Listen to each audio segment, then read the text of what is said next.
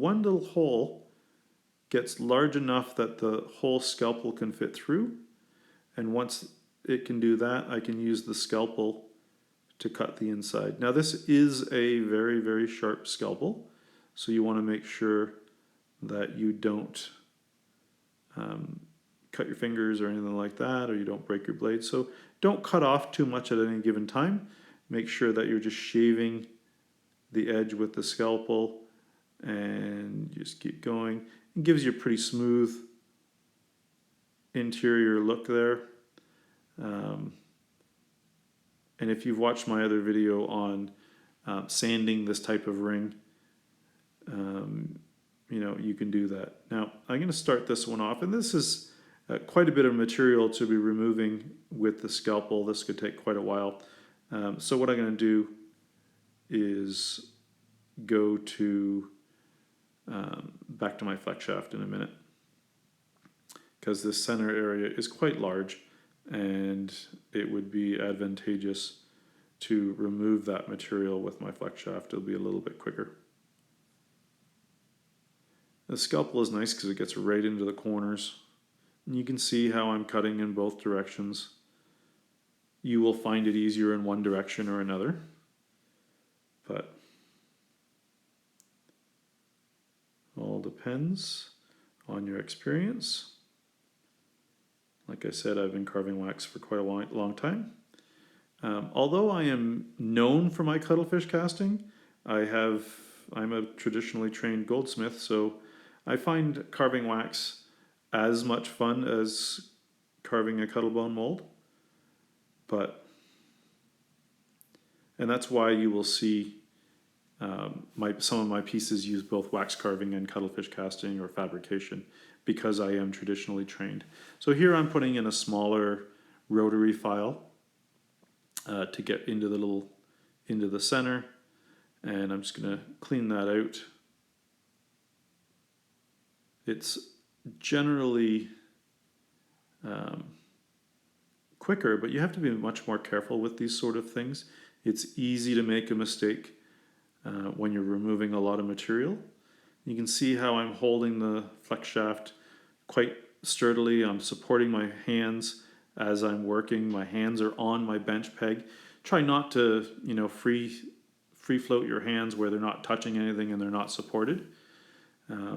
It just makes everything easier. Now that I've got the majority of the material away, I can go in with my scalpel and clean up that interior edge just like before.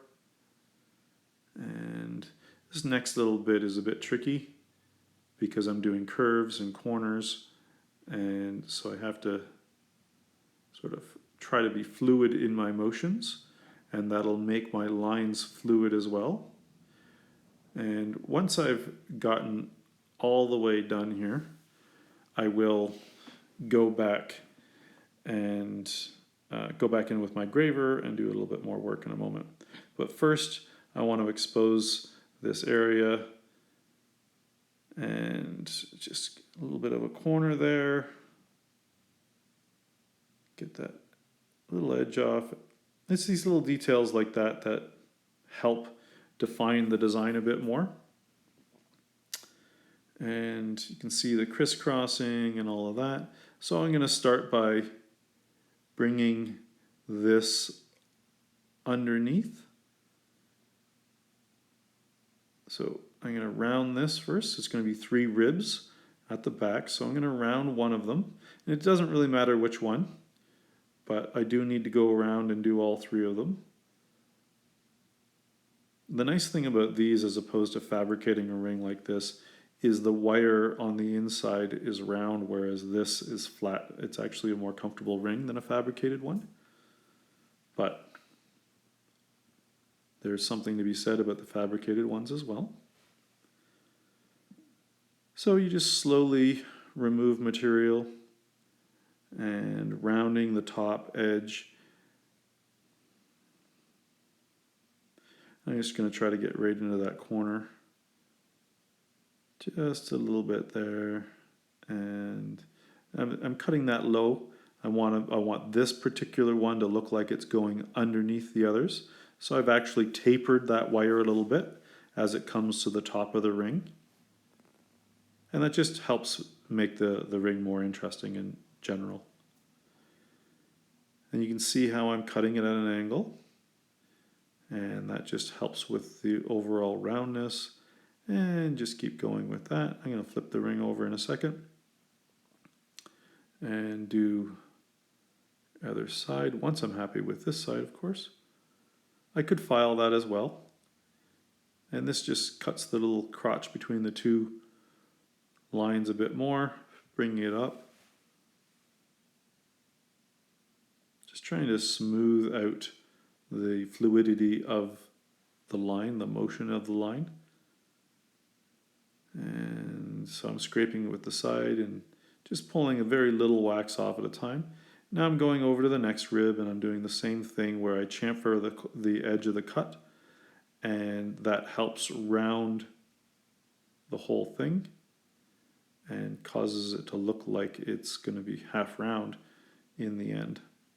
So now I'm going to cut this so that it's going underneath the other one. So there's the one that turns almost 90 degrees.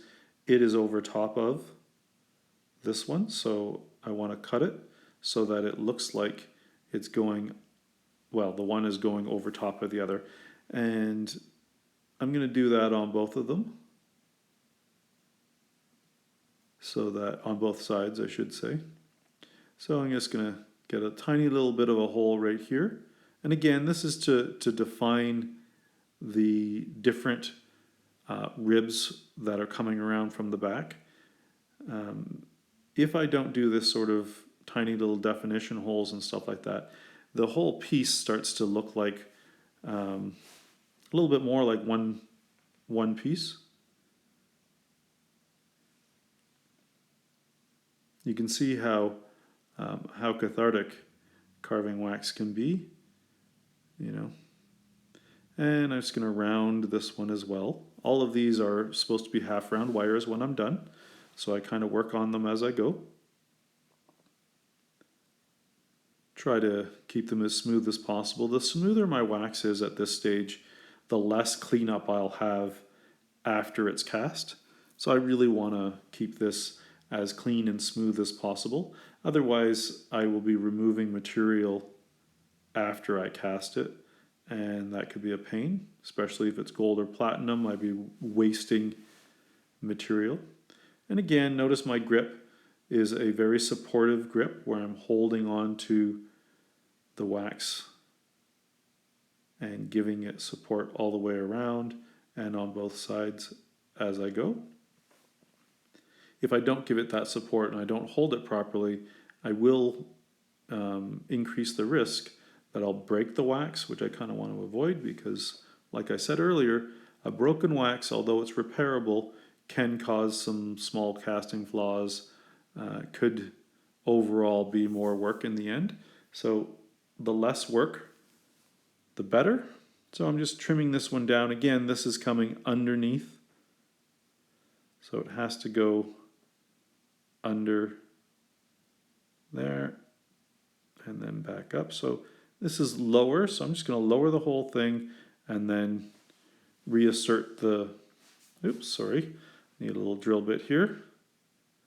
Nope, that one's too big. Try again.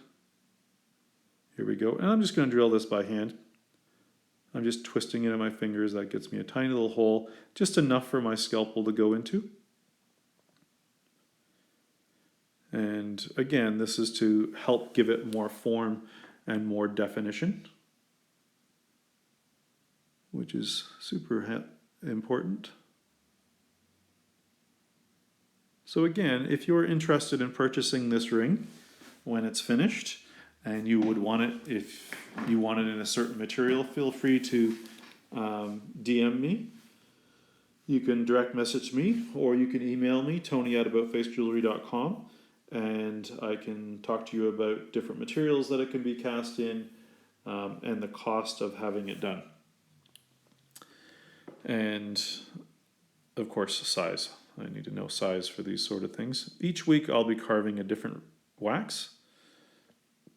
I will not be finishing these waxes until I have to, because if somebody wants it cast in silver, that's a different process than casting it in platinum.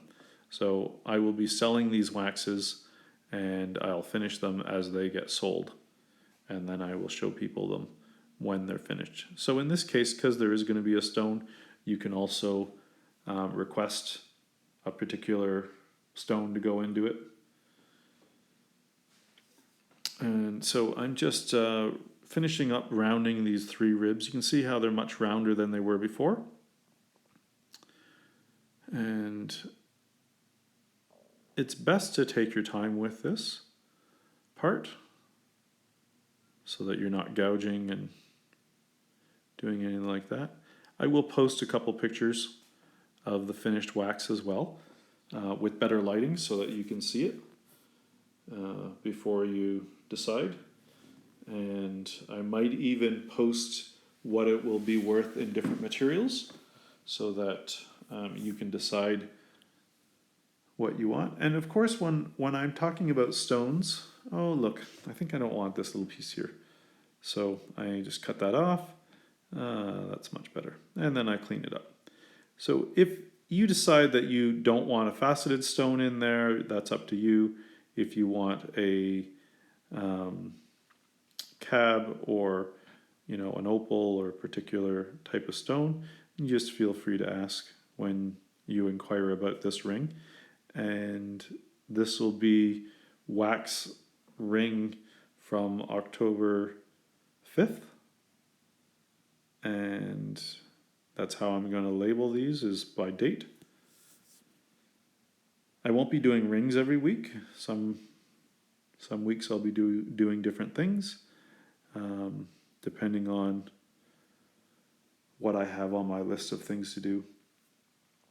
I am kind of low on stock for this type of ring, so I will be doing a few different versions of this, simply because I need to replace my personal stock as well. So again, I'm just cleaning up each little piece and making sure that it flows properly. And remembering that once this is done, I've got to be able to get into here with my flex shaft and clean it up as well. And that's a big part of when you're putting something together like this, is how am I going to polish this? Is the polisher going to get in here properly? And all of that sort of stuff. Yeah, there we go. So right here in that middle section, I have a little bit of a problem, and I'm going to have to add a bit of wax, but I'll do that after.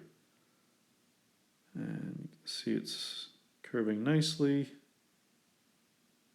Nice half rounds there all the way around. Once I've got a good feel for the outside, I'm going to go on the inside. And most of my rings are semi-comfort or full comfort, and that just means that I've taken the inside and I've rounded it. So here I go, I'm going to round the inside. Oh, sorry, I'm still on the outside edge. I'm just flattening the outside edge a little bit. And once I'm done this, I will go to the inside and do the inside edge. Here we go. Now for the inside edge, I'm just taking the corner off, and that just makes it more comfortable. This is a semi-comfort shank, and I go all the way around so that there's no sharp edges on the inside either. It just makes it fit on your finger nicer and makes it overall much more comfortable. And I have to do this on both sides, of course, 'cause it would be silly to do it only on one side. And there we go. To try to make sure that you don't notch it. So again, long fluid motions with your cutting tool. And again, I could do this after the fact. However, if I do it after, I'm going to be removing silver or gold, and that's just wasteful. So the more I can get done in the wax, the better, so long as I don't break the wax. So here I am, I've got I'm just getting my saw frame ready, and I'm putting the wax in the saw frame, and I'm using the saw blade to cut tiny little, opening up these holes a little bit just because I can't get in there very well with the tip of my scalpel. And the saw blade is just overall a finer tool for this. And I will also use the saw as the final cleanup as well when I'm going in to clean it up. So I'll sand it using the saw. I'll use the saw blade to file it, the edge of the saw blade to file it, and then I will file or sand it with the saw as well. Similar to what I did in my other video for my other YouTube video of sanding rings. So here we go. This is basically what it looks like, and my intention was for a stone to go in the middle, so I'm going to have probably a bezel of some sort. I generally don't use claws because I don't like them, but that'll go in there like that, and you can see how lovely that looks. Not too high off your finger, a little small for my big hands, but still super cute. So if you like it, let me know. Thanks for watching.